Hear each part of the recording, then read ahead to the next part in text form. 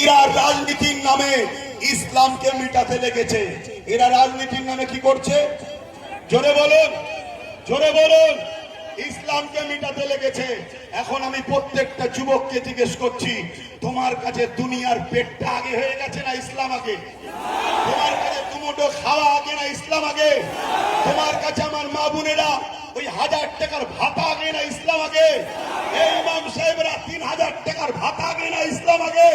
তাহলে আজকে কথা বলো, কেন্দ্রে কেন এই BJP Sarkar I love Mohammad রসুল বলাতে কেন জেল দেবে?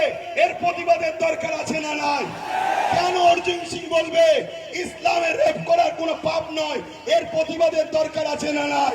শুধু প্রতিবাদ নয়, অর্জুন সিং এর নামে কেস হয়েছে, তাকে কি পশ্চিম বাংলা সরকার অ্যারেস্ট করছে?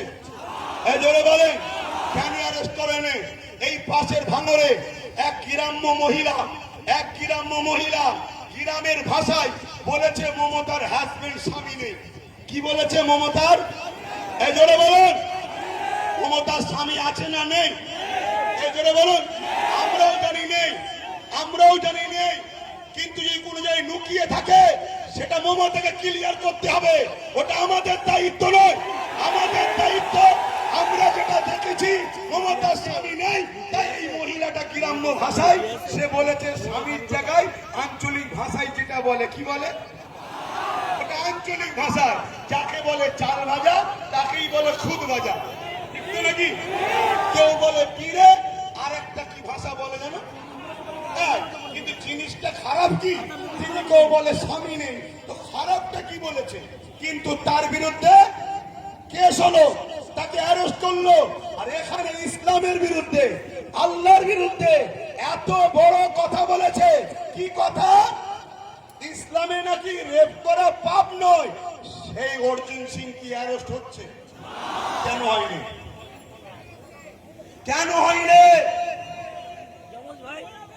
আপনাদের ঘরে ভাবুন, যদি না ভাবে, আব্বাস সিদ্দিকী আল্লাহর জাত পাকের কসম করে বলছি, মাজমপুর থেকে আমি তো আবার যাব।